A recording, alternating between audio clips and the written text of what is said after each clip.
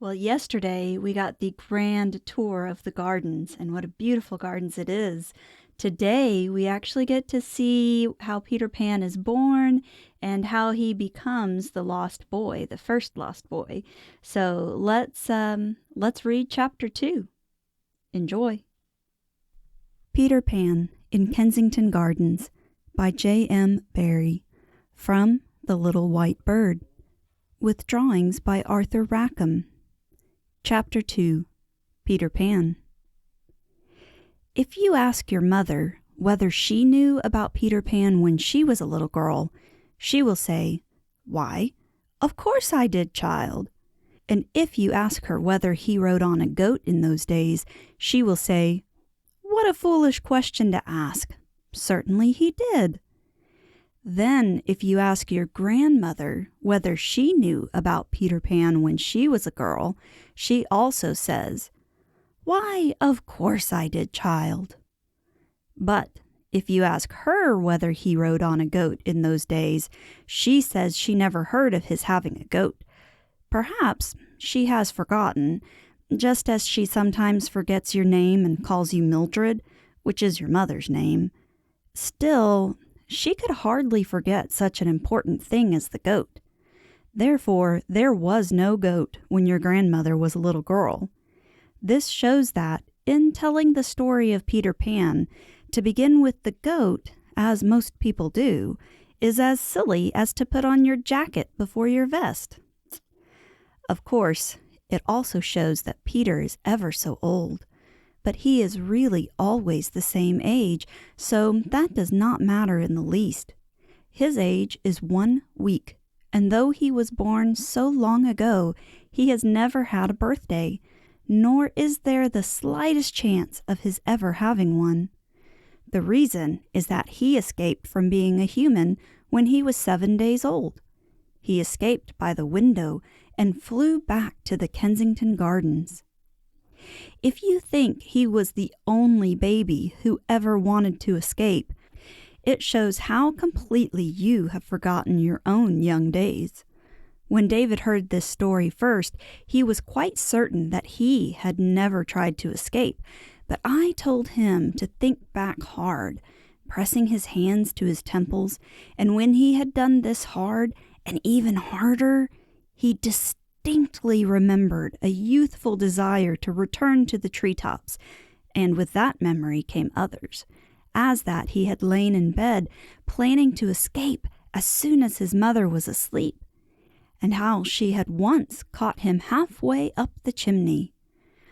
All children could have such recollections if they would press their hands hard to their temples, for, having been birds before they were human, they are naturally a little wild during the first few weeks, and very itchy at the shoulders where their wings used to be.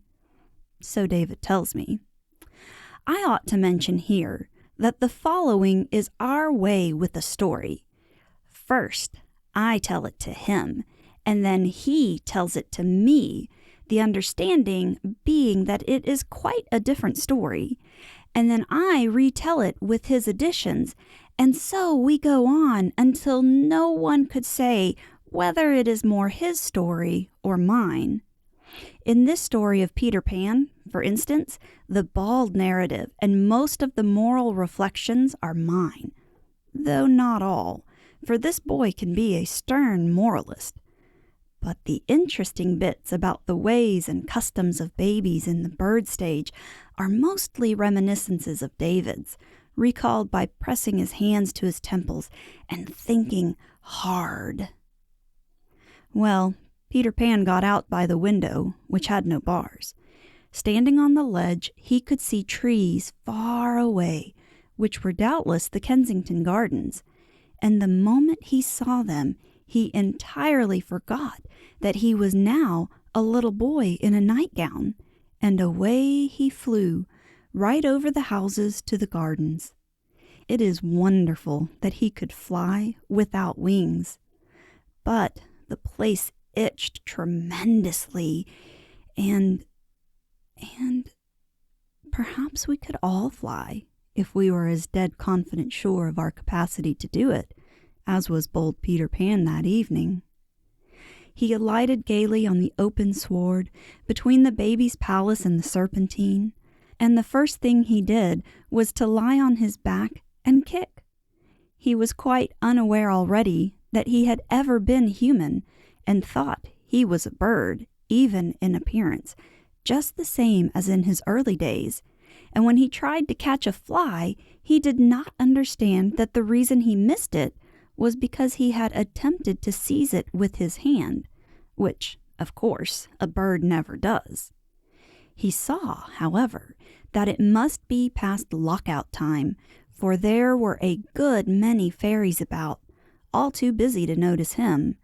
They were getting breakfast ready, milking their cows, drawing water, and so on, and the sight of the water pails made him thirsty, so he flew over to the round pond to have a drink.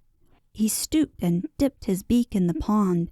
He thought it was his beak, but of course it was only his nose, and therefore very little water came up, and that not so refreshing as usual. So next he tried a puddle, and he fell flop into it. When a real bird falls in flop, he spreads out his feathers and pecks them dry. But Peter could not remember what was the thing to do, and he decided, rather sulkily, to go to sleep on the weeping beach in the baby walk.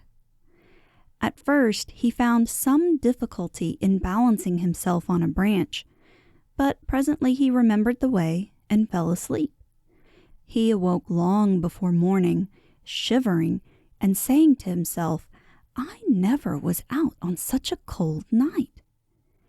He had really been out on colder nights when he was a bird, but of course, as everybody knows, what seems a warm night to a bird is a cold night to a boy in a nightgown.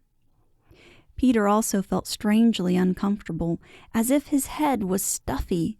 He heard loud noises that made him look round sharply, though they were really himself, sneezing. There was something he wanted very much, but though he knew he wanted it, he could not think what it was. What he wanted so much was his mother to blow his nose, but that never struck him, so he decided to appeal to the fairies for enlightenment. They are reputed to know a good deal. There were 2 of them strolling along the baby walk, with their arms around each other's waists, and he hopped down to address them. The fairies have their tiffs with the birds, but they usually give a civil answer to a civil question, and he was quite angry when these 2 ran away the moment they saw him. Another was lolling on a garden chair, reading a postage stamp which some human had let fall, and when he heard Peter's voice, he popped in alarm behind a tulip. To Peter's bewilderment, he discovered that every fairy he met fled from him. A band of workmen who were sawing down a toadstool rushed away, leaving their tools behind them. A milkmaid turned her pail upside down and hid in it. Soon the gardens were in an uproar. Crowds of fairies were running this way and that, asking each other stoutly who was afraid. Lights were extinguished, doors barricaded, and from the grounds of Queen Mab's palace came the rub-a-dub of drums, showing that the royal guard had been called out. A regiment of lancers came charging down the broad walk, armed with holly leaves, with which they jagged the enemy horribly in passing. Peter heard the little people crying everywhere that there was a human in the gardens after lockout time, but he never thought for a moment that he was the human. He was feeling stuffier and stuffier, and more wistful to learn what he wanted done to his nose. But he pursued them with the vital question in vain. The timid creatures ran from him, and even the lancers, when he approached them up the hump, turned swiftly into a sidewalk on the pretense that they saw him there. Despairing of the fairies, he resolved to consult the birds. But now he remembered as an odd thing that all the birds on the weeping beach had flown away when he alighted on it. And though this had not troubled him at the time, he saw its meaning now. Every living thing was shunning him. Poor little Peter Pan! He sat down and cried, and even then he did not know that, for a bird, he was sitting on his wrong part. It is a blessing that he did not know, for otherwise he would have lost faith in his power to fly. And the moment you doubt whether you can fly, you cease forever to be able to do it. The reason birds can fly and we can't is simply that they have perfect faith. For to have faith is to have wings. Now, except by flying, no one can reach the island in the Serpentine, for the boats of humans are forbidden to land there, and there are stakes round it, standing up in the water, on each of which a bird sentinel sits by day and night. It was to the island that Peter now flew to put his strange case before old Solomon Caw, and he alighted on it with relief, much heartened to find himself at last at home, as the birds call the island. All of them were asleep, including the sentinels, except Solomon, who was wide awake on one side, and he listened quietly to Peter's adventures, and then told him their true meaning. "Look at your nightgown, if you don't believe me," Solomon said, and with staring eyes Peter looked at his nightgown, and then at the sleeping birds. Not one of them wore anything. "How many of your toes are thumbs?" said Solomon a little cruelly, and Peter saw to his consternation that all his toes were fingers. The shock was so great that it drove away his cold. "Ruffle your feathers," said that grim old Solomon, and Peter tried most desperately hard to ruffle his feathers, but he had none. Then he rose up, quaking, and for the first time since he stood on the window ledge, he remembered a lady who had been very fond of him. "I think I shall go back to Mother," he said timidly. "Goodbye," replied Solomon Caw with a queer look. But Peter hesitated. "Why don't you go?" the old one asked politely. "I suppose," said Peter huskily, "I suppose I can still fly." You see, he had lost faith. "Poor little half and half," said Solomon, who was not really hard-hearted. "You will never be able to fly again, not even on windy days. You must live here on the island, always." "And never even go to the Kensington Gardens?" Peter asked tragically. "How could you get across?" said Solomon. He promised very kindly, however, to teach Peter as many of the bird ways as could be learned by one of such an awkward shape. "Then I shan't be exactly a human?" Peter asked. "No." "Nor exactly a bird?" "No." "What shall I be?" "You will be a betwixt and between," Solomon said, and certainly he was a wise old fellow, for that is exactly how it turned out. The birds on the island never got used to him. His oddities tickled them every day as if they were quite new, though it was really the birds that were new. They came out of the eggs daily and laughed at him at once. Then off they soon flew to be humans, and other birds came out of other eggs, and so it went on forever.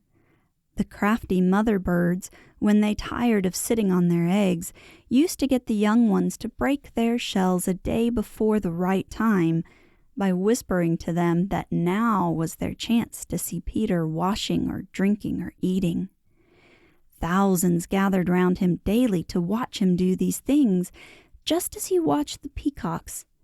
And they screamed with delight when he lifted the crusts they flung him with his hands, instead of in the usual way with the mouth. All his food was brought to him from the gardens at Solomon's orders by the birds. He would not eat worms or insects, which they thought very silly of him, so they brought him bread in their beaks. Thus, when you cry out, "Greedy, greedy," to the bird that flies away with the big crust, you know now that you ought not to do this, for he is very likely taking it to Peter Pan. Peter wore no nightgown now. You see, the birds were always begging him for bits of it to line their nests with, and, being very good-natured, he could not refuse. So, by Solomon's advice, he had hidden what was left of it. But, though he was now quite naked, you must not think that he was cold or unhappy. He was usually very happy and gay, and the reason was that Solomon had kept his promise and taught him many of the bird ways. To be easily pleased, for instance, and always to be really doing something, and to think that whatever he was doing was a thing of vast importance. Peter became very clever at helping the birds to build their nests. Soon he could build better than a wood pigeon, and nearly as well as a blackbird, though never did he satisfy the finches. And he made nice little water troughs near the nests and dug up worms for the young ones with his fingers.